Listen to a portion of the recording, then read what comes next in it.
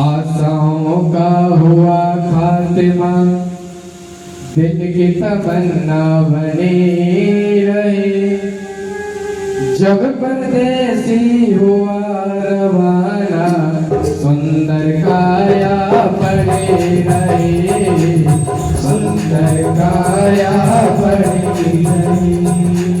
आशाओं का हुआ खात्मा, दिल की तमन्ना बनी रही। जब परदेसी हुआ रवाना, सुंदर काया बड़ी रही, सुंदर काया बड़ी रही। भैया आशाओं का खात्मा है, ये आशाओं का। इतना सुंदर शरीर दिया भगवान ने, है ना। और अगर हमने दान धर्म नहीं किया तो क्या मतलब। एक सेठ जी थे,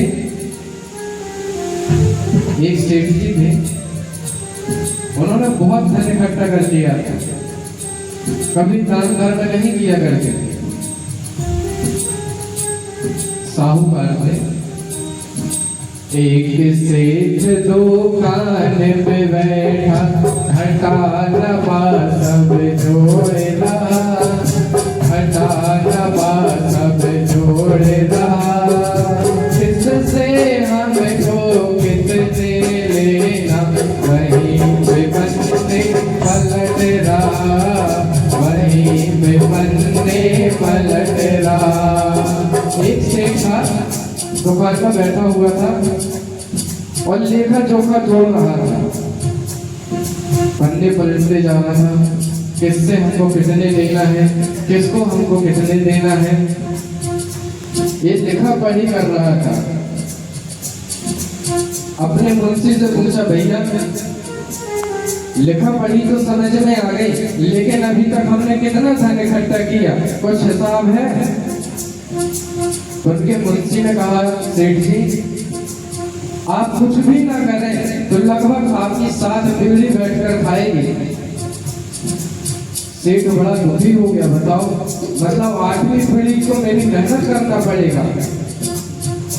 अपने पैसे लाती खुद की चिंता नहीं, जो अभी 7-8 पीढ़ी आएगी उनकी चिंता करने लगा।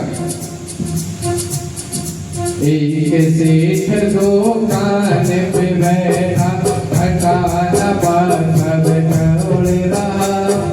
किससे हमको कितने लेना, वहीं पे बनने पलट रहा, वहीं बनने पलट रहा।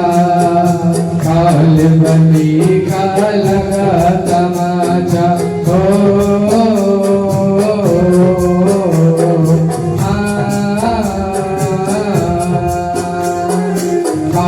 बनी का लगा तमाचा, कलम कान पे धरी हरी। जब परदेसी हुआ रवाना, सुंदर काया बड़ी रही, सुंदर काया बड़ी रही, सुंदर काया बड़ी रही।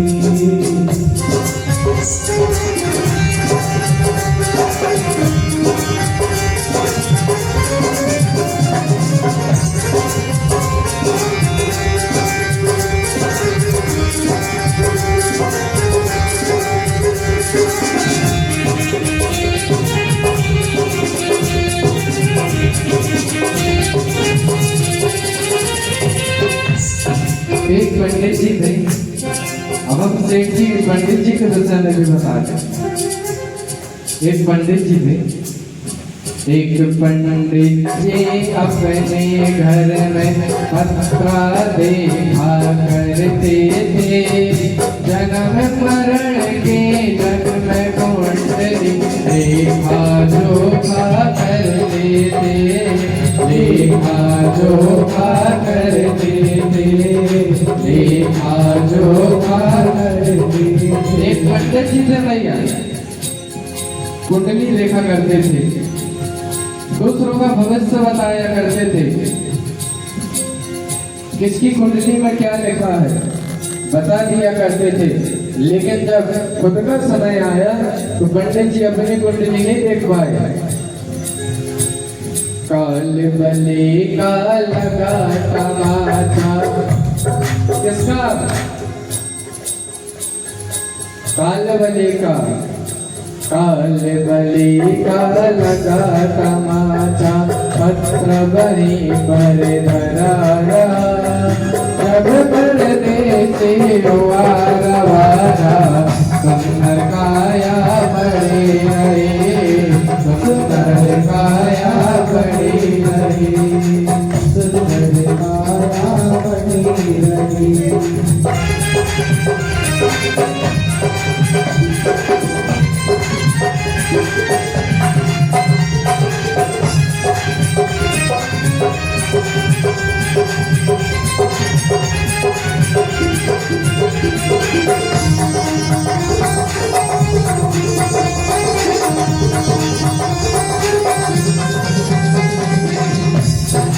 भैया किस किस को अच्छा लगता हम अमर हैं? एक सवाल और, किस किस को लगता हमें मृत्यु छू नहीं पाएगी? सबको आनी है ना, है ना? तबीयत खराब होती हम कहाँ जाते सबसे पहले? डॉक्टर के पास। लगता बचा लेगा, यही लगता ना। तबीयत खराब होती तो भगवान को याद नहीं करते, गाड़ी उठाई और सीधे डॉक्टर के पास, है ना? ऐसे ही होता ना। हाँ बोल दो भैया। एक डॉक्टर अपने घर से दवा करन तैयार हुआ, दवा उठा कर बैग में रखा, मोटर कार सवार हुआ, मोटर कार सवार हुआ। भैया एक दादाजी की तबीयत खराब हुई, तुरंत बेटे से कहा, बेटा वैद्य को बुलाओ, डॉक्टर को बुलाओ। बेटे ने तुरंत फोन लगा दिया, डॉक्टर साहब पिताजी की बहुत तबीयत खराब है, जल्दी आ जाओ नहीं तो अनर्थ हो जाएगा। डॉक्टर जी तुरंत अपने बैग को तैयार किए। एक डॉक्टर अपने घर से दवा करने तैयार हुए, दवा उठा कर बैग में रखे, मोटर कार सवार हुए, मोटर कार सवार हुए, मोटर कार सवार हुए, मोटर कार सवार हुए। तितली कार गिरी गड्ढे में,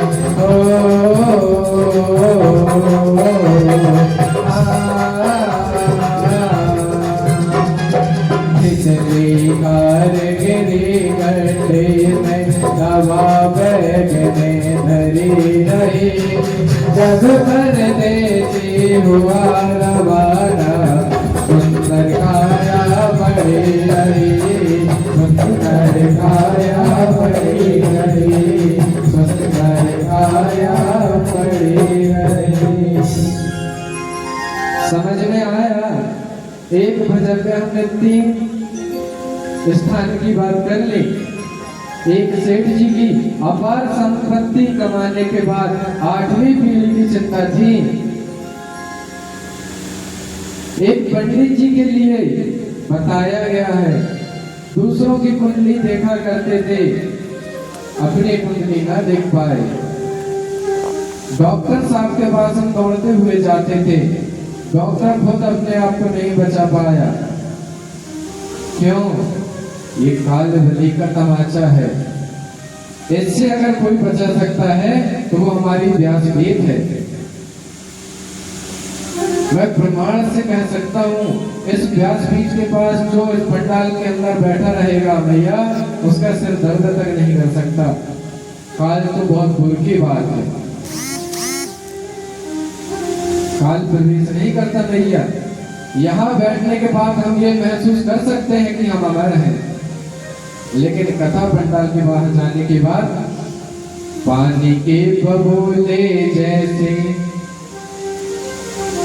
जिंदगानी है ना पानी के बबूले जैसी है। इसलिए मैया भजन करो, कथा श्रवण करो। जब जब कथा हुआ करे अपने कार्य को विराम देकर कथा प्रांगण में आ जाया करो। मैं मैया कथा करने नहीं आया, महाराज जी क्षमा। अम्मा जी मिल गया है तो अब बोलने की आदत है, तो मैया अपनी वाणी को मैं ही विराम दूंगा, क्योंकि बहुत ही प्यारी पूज्य महाराज जी के मुखारबिंद से कथा चल रही थी। मानो ऐसा लग रहा है कि साक्षात सुखदेव जी महाराज आकर आज कथा श्रवण करा रहे हैं, हम सुन रहे हैं। आज हमें अनुभूति हो रही है हम राजा परीक्षित की तरह बैठ के कथा श्रवण करें। बस थोड़ा सा समय का अभाव रहता है, नहीं तो मन तो करता है कि साथ के साथ दिला के कथा सुने, लेकिन महाराज जी को मालूम है व्यस्तता बहुत ज्यादा है, कार्य रहते हैं, इसलिए आना संभव नहीं हो पाता रोज। लेकिन फिर भी आज महाराज जी को हमने प्रातः में वचन दे दिया था, खराब हो गया वचन देते, पर हमने बोला भगवान परीक्षा दे रहे हैं, जाना तो पड़ेगा, महाराज जी इंतजार करेंगे। तो भगवान की कृपा से राधा रानी आज हमें यहाँ इस कथा में ले आए। तो भैया ज्यादा वार्तालाप न करते हुए पुनः हम कथा में चलेंगे। बोली सरकार के, बोलिए बांके बिहारी लाल।